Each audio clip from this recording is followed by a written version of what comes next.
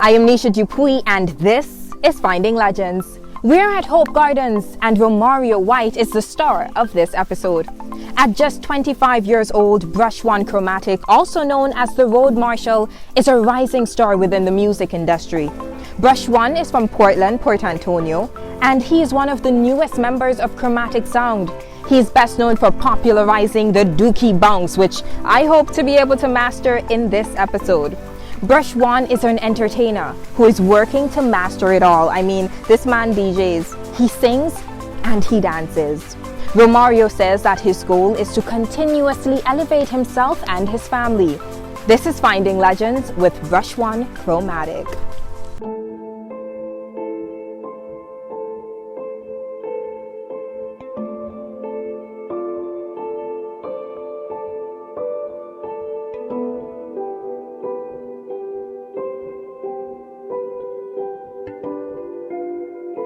Welcome, Brush1. How are you? I'm alright. Yeah. All right. Thank you for having me. Yeah, absolutely. You are on quite the ascent, aren't you? You're living in this really exciting and amazing space. But you once mentioned that you were the class clown. Mm-hmm.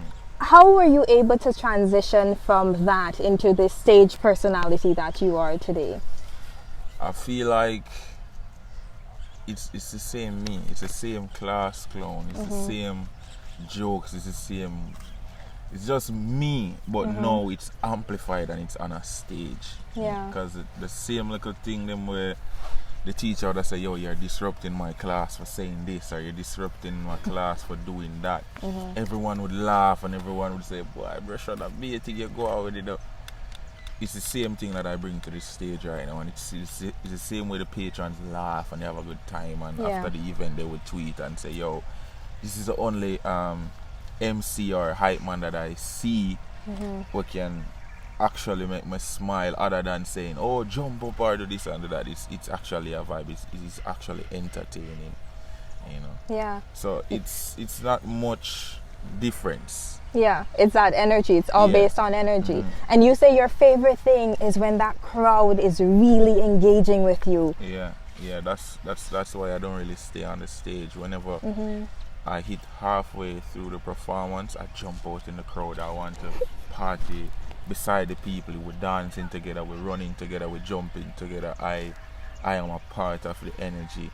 You know, I want to look to my left and see patrons having a good time. Look to my right, everyone's having a good time. If I can get to the middle of the party and everyone surrounds me and we just have a blast in the center of the party, that's where it's at. You know, I have to ask, because I'm now wondering, were you at a party last night? I was. Okay, so how do you recharge? When does Romario get time to just feel and recharge so that he can give energy back? We plan, me and the team, we plan different little things, like whether it be going out for some ice cream on a Sunday evening, or I just got back from Hollywell, Blue Mountain. You know, we rented a cabin and we just went up there, turned off all the phones, and we made s'mores, you know, sit by the campfire, and we kind of just have a vibe, just me and my close friends. Yeah. And those things are how I recharge and get back to where I need to be. You know, just spending quality time with the people that mean the most to me. Yeah. Away from the phones, away from the laptops, away from everything that's happening. Just forget about all of that, and we kind of just take it back to where it was 5 years ago, and it was just us in the living room saying, "Yo, one day this thing are gonna be so massive." You know, so we never want to lose sight of why we're doing this, why we started. So those little trips and those little get-togethers are also important for that as well. Why did you start music and entertainment? I feel like it's my calling, and I found my calling, you know, and I'm so happy for it, because a lot of people go through life and never find that one thing that was meant for them. I grew up around sound systems, you know. Okay. My stepdaddy actually owned a sound system, and I would be there watching him burn the CDs, you know, because before we used to play music on the laptop and all of that, it was CDs. So I recorded my first song when I was in grade 6, I think. Yeah. All right. And you know, it was doing its thing around the community, and Okay. Kind of dropped that when we hit high school, grade 7. Okay. And about grade 9, you know, one of my closest friends to this day, Kenneth, pick up Kenneth, he started to take bookings as a DJ. Okay. You know, and I would go with him as his security, just to make sure, say, yo, Alright, he's alright and everything. And one day while he was practicing, I said to him, say, yo, you know, I want to learn this. Can you show me a few things? It was virtual DJ we were using at the time. And he said, yeah, man, and show me how to match a song. And, you know, that's how that started. Somewhere about 2 years after that. You know, when I left high school, now everything wrapped up. And it was time to make a decision about my future. And I said, you know, it's really music I want to do. I sacrificed my graduation money to buy a laptop. All right. You know, so I sacrificed the gown and everything with my friends them, because I say, yo, this money I'm going to invest it in my future. I like buy that. a laptop. Okay. And First up. get some music on the laptop, start try go different events and stuff like that. But that wasn't really going as planned. Met up with a few friends, met some friends along the way, and them I say, yo, I need an MC. I need somebody to talk while I'm playing the music. You know, Right. and I could do the same for you. I'm gonna say, all right, I'm gonna try. You know, so we start listening to CDs, because in everything you have to do your research. Yeah. Start listening to CDs, the bass Odyssey, the Stone Love. You know, we go online, we find the Chromatic, we find the Copper Shot, and we're listening, how them talk, how them engage the crowd and stuff like that. Okay. You know, and we say, alright, ready to take it on. Try a few events. There was even this one event where I was like just frozen with the microphone in my hand. Just Wow. looking at the, like, What did the crowd do? How did they respond to that? they were just as silent as me. Oh my Lord. So So how long did this go on for? this was about a minute, but it felt like a year. Woo! You know? Wow. But a part of the journey. Okay, you warmed up from there. So warm up from there, and the what I didn't know while doing research about, like, listening to different CDs and listening to how the MCs talk and stuff like that. What I didn't know was a lot of it, you can't execute it without confidence. You have to be 100% confident when you go on that stage. Yeah. You have to know that what I am saying is correct. You have to believe that what I am saying, the crowd will respond to it. Yeah. You know, they will do as I say. They will move with me when I say left or right. You have to have that, and it takes time to build up that. Absolutely. You know? And you might be confident, but the crowd even isn't confident in you. Yeah. It takes time to build that trust with the people as well. You know. So I find that interesting. I hear you talking about calling, and what is beautiful from what you said is that, you know, sometimes before you're able to act, you have to observe and serve until it's time for you to launch into that career path. definitely. You had a moment where you were launched recently, I believe, by being integrated into Chromatic Sound.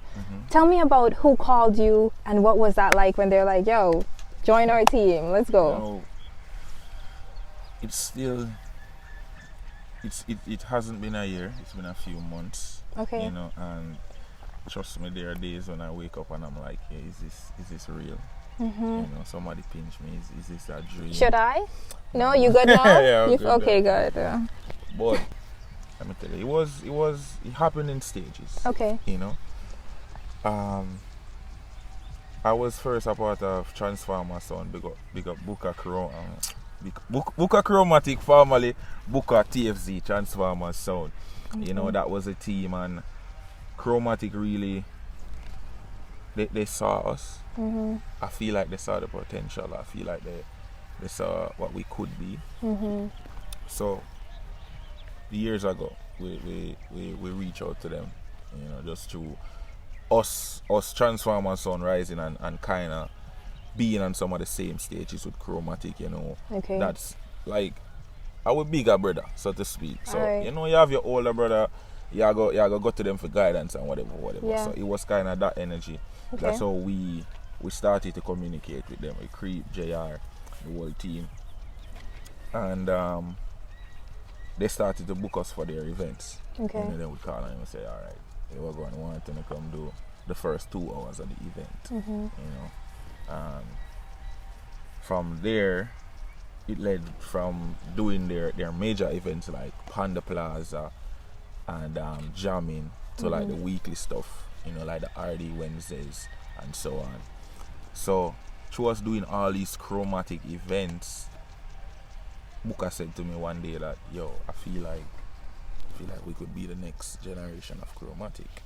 Right. And I remember saying to him that, I don't know, they're kind of booking us for everything already. You know, they're giving us that love, they're giving us that energy. And he said to me, what if they're really grooming us to become a part of the team? And this is how they're doing it, without saying that this is what they're doing. So I'm say, all right, bring the conversation to Creep. Let me know how him feel about it and everything. Booker eventually brought it to Creep. They had a conversation and he messaged me and saying, yo, Creep loved the idea. Creep saying, yo, this is something that can work. Okay. So I say, alright. All I could have said alright, because like we don't know how to react. You know, we had a meeting with Creep, we had conversations. We had several meetings, to be honest. We had a meeting with Creep, I had a meeting with JR. We were talking and discussing like the future of everything, of everyone, and how we can work together as a team, and how the transition would work, how the announcement would come about and everything. So once all of that was set, once all of that was finished, you know, it was just to pick a date. Okay. And we did, you know, pick a date and do the rollout, and nothing has been the same since that day. It's been just, like you said, like a rocket to the moon. Yeah. You know. Why was it so? Why was that moment a significant part of your career? Why was it important for you to become a part of Chromatic Sound? The talent was always there.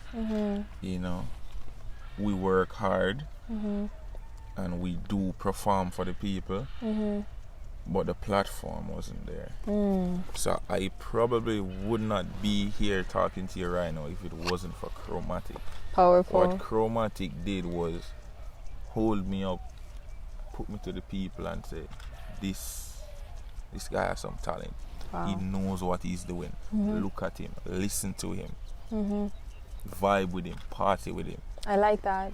That's good. Yeah. That's good to have that external voice giving that affirmation, because we spoke about the inside voices that say, listen, Romario White, you can't do this. Yeah. This is too big for you. Have you had those moments of doubt where it's like, shh? Yeah, definitely. When you're out in the streets every night, you know, sometimes 7 days a week. Yeah. You're doing this thing over and over and over.